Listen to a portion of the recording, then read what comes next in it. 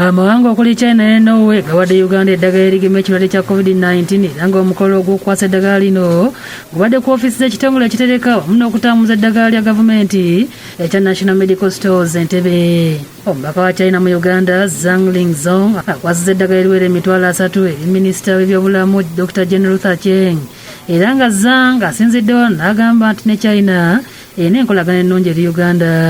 Thanks to all our tireless efforts, cooperation and coordination, 3,000 doses of vaccines are here in Uganda and in national medical stores finally. Agambye nti musanyufu nnyo okubanga eggwanga lya China lisobodde okugabira Uganda eddagala lino era nga bakwongera okuliwa obuyambi obulala. Onaddiridde omubaka wa Norway mu Uganda Anhog amukwasizza ddoozi za AstraZeneca emitwalo 28,668. Ono agambye nti basanyufu okuba nga basobodde okuleeta eddagala lino naye n'asaba likole omulimu gwalyo.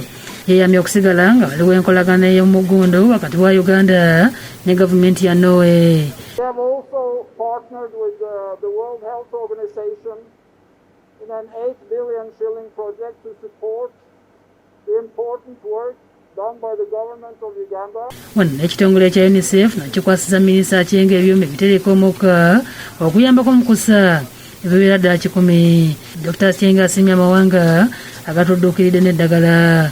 Azenga bwe wakyaliwo obwetaavu bw'eddagala n'asaba amawanga gano okukendeeza ddala Uganda ku nsimbi ezigula eddagala lino. So in a special way, allow me to thank our friends from the Norwegian government and from the Chinese government who have come in timely to support our vaccination program. Alabudde bannayuganda okussa mu nkola ebiragiro ebyassibwawo mu kutangira ekirwadde kya COVID19.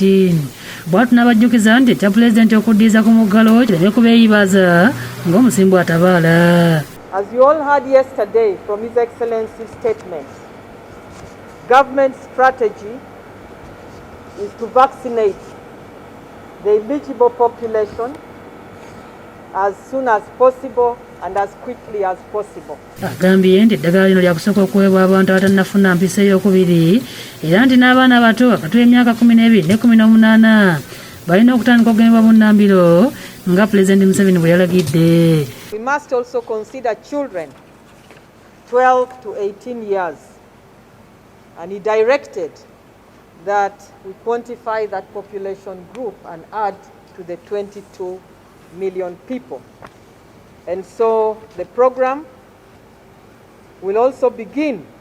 Dr Sefiudi Muniu okuva mu kitongole ekya UNICEF agambye nti bafuye okulaba nga bateeka ensimbi mu ddagala lino okutuuka mu ggwanga lyatwe ssaako n'ebyuma ebiweereddwayo ebiyambako mu kussa. Agambye nti sabbiiti ejja bakuleeta ebyuma ebirala ebiyambako mu kussa ebiwera ddala 600. Ekitongole kya UNICEF kivuddeyo okuyamba gavumenti yaffe ne silindazi ezo ezimulaba wano eza oxygen. Olwaleero tukwasiddwa oba minisita w'ebyobulamu akwasiddwa mu butongole. Godfrey Sempijja yakusakidde eggulu lino ku lwa Bukedde TV.